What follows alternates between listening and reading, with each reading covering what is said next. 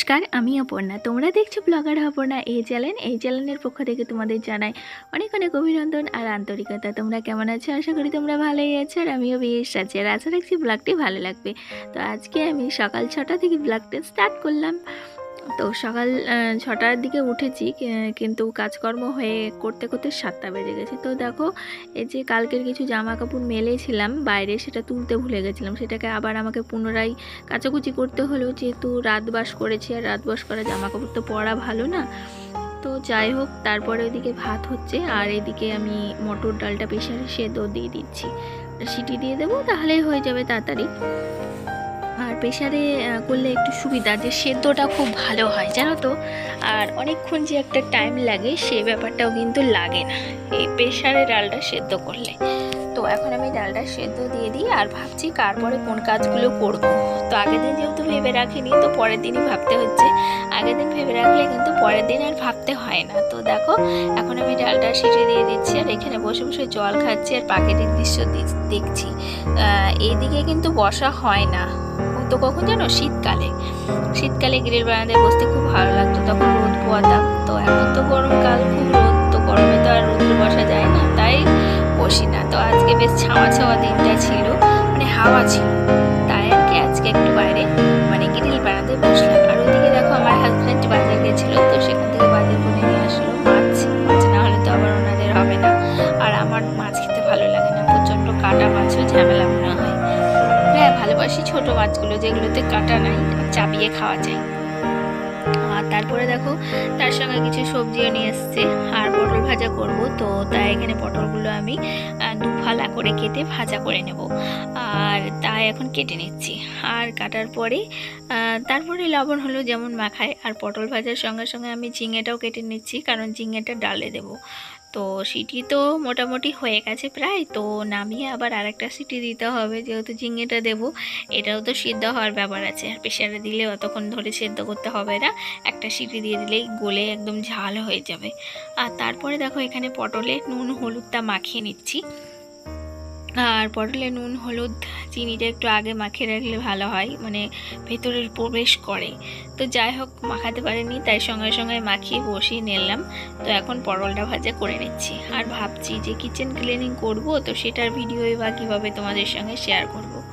আর এখানে দেখো, এই যে ঝিঙেটা দিয়ে এখন সিটি দিয়ে দেবো, তাই আবার দিয়ে দিলাম। আর ওইদিকে তো পটল ভাজাটা হচ্ছে। আর ওই যে একটু আগে যে কথাটা বলছিলাম, যে ভাবছি যে কিচেন ক্লিনিং ভিডিওটা তো শ্যুট করব।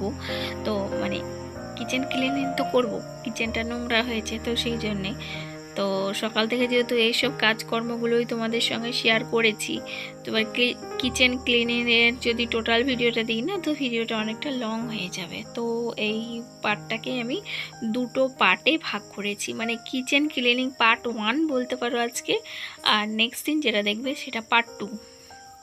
তো রান্নাবান্না দিয়েই ভিডিওটা যেহেতু স্টার্ট করেছি, তো সেই জন্য আর আলাদাভাবে দিইনি, তো এর সঙ্গেই জুড়ে দিয়েছি। আর দেখো, এখন রাঁধুনি ফোড়ন দেবো, তো রাঁধুনিও বারণ, তো কৌটোতে সব কিছুই আনতে হবে। তো বেশ ভালো হয়েছে, পুড়িয়ে গেছে, পরিষ্কারটাও করে নেবো, একদম চাকাচাক হয়ে যাবে। আর তারপরে দেখো, এখন ডালে নুন হলুদটা দিয়ে দিলাম, এটাই বাকি ছিল। আর এই যে তিরপলটা দেখো, আমার হাজব্যান্ড এখানটায় খুলছে কেন জানো, এটা ছিঁড়ে গেছে, তো আবার নতুন একটা তিরপল লাগাতে হবে।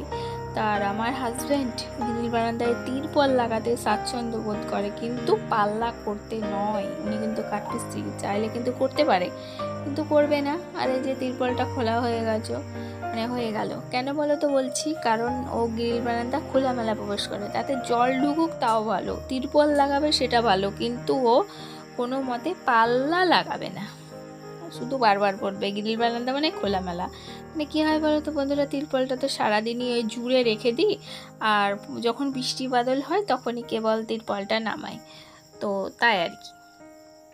আর এখানে দেখো, মাছগুলো ভাজা করে নিলাম। তো এই যে পেঁয়াজটা পুড়ে ছাই হয়ে গেছে, তো ওটা আর আমি তুলে ফেলা যেত, ফেলিনি, ওতেই মাছের ঝোল করে নিয়েছি। যেন আলু টালু কিছু দিইনি আজকে আলু রান্না হয়নি বলতে পারো।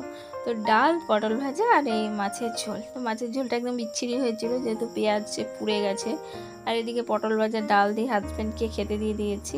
আর এই যে মাছের ঝোলটা একদম পারফেক্ট, বেশি টাইম লাগেনি, কারণ আলু দিইনি। আলু দিলে আলুটা সেদ্ধ হওয়ার ব্যাপার থেকে, আর মাছ তো ভাজলেই খাওয়া যায়। তো যাই হোক, এখন দেখো আমি তিরপলটা লাগাচ্ছি। তো আমার হাজব্যান্ড লাগিয়েছিল, এমন কুচি করে লাগিয়েছিল কি আর বলবো। তো সেই জন্য আর কি আমাকে আবার খুলে আবার লাগাতে হচ্ছে।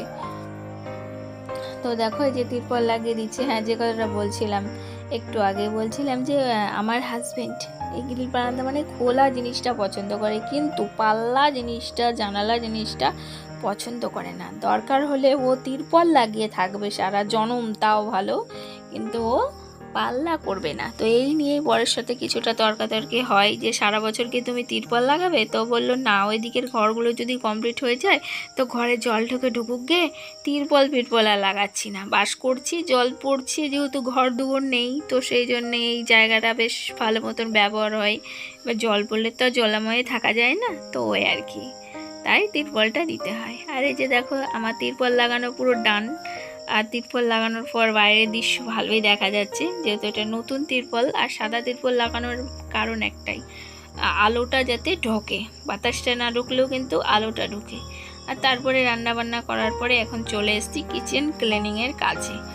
সবার ফার্স্ট হলো কিচেন ক্লিনিংয়ের মধ্যে আমার টিপসটি তোমাদের কেমন লাগছে অবশ্যই জানিও। ফার্স্ট টিপস দিচ্ছি যে সমস্ত আসবাবপত্র, কৌটো কাউটি যেগুলো থাকে সেগুলো নামিয়ে তারপরে কিচেন ক্লিনিংয়ের কাজে হাত দেওয়া। কেন বলো তো? তাহলে ঝাললে পরে ওই যে নোংরাগুলো পড়ে সেগুলো আর পড়বে না এগুলোতে।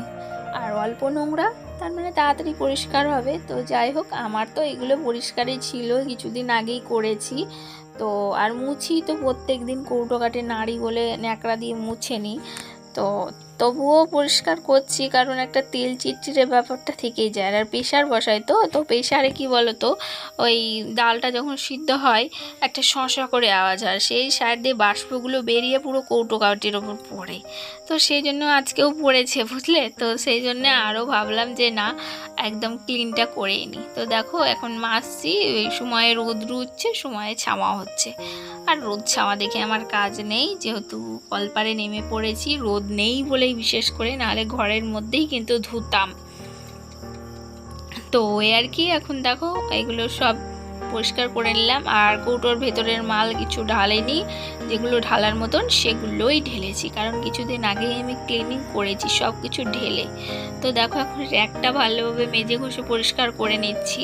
যতই মুছি না কেন তাও তেল পড়বেই, ফোড়ঙে দিলে একটা তেল ছিটকায় না কোনো কিছু, যখন সবজিটা তেলের মধ্যে প্রবেশ করে তখন ওই যে তেলটা ছিটকায় সেটা কিন্তু উড়ে পড়ে। আর আমার জানালাতে যেহেতু তিরপল লাগানো, সারা বছর লাগানো থাকে, পাল্লা লাগানো নেই। তাহলে পাল্লা যদি থাকতো তাহলে কি হতো, তেলটা যখন ছাড়তাম তখন জানালাটা খুলে দিতাম, তাহলে বাষ্পটা বেরিয়ে যেত, আবার লাগিয়ে দিয়ে ভিডিও করতাম। মানে এই আর কি, যেমন পর্দা নামায়া তুলি ঠিক সেরকমই করতাম।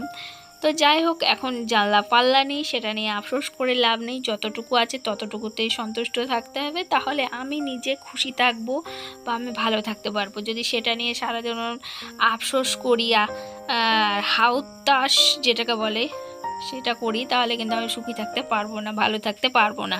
তো যাই হোক, আর একটা টিপস তোমাদের সঙ্গে শেয়ার করলাম নিজেকে সুখী রাখার, সুখী থাকার। তো দেখো এখন কৌটোগুলো পুরো ক্লিন করে নিয়েছি, তারপরে এসেছি ঘরটা ঝেড়ে নিতে। তো আজকে রোদের তাপ ছিল না, তো সেই জন্য আজকে নাইটিটা ঘেমে ভিজলেও না কম ভিজেছে।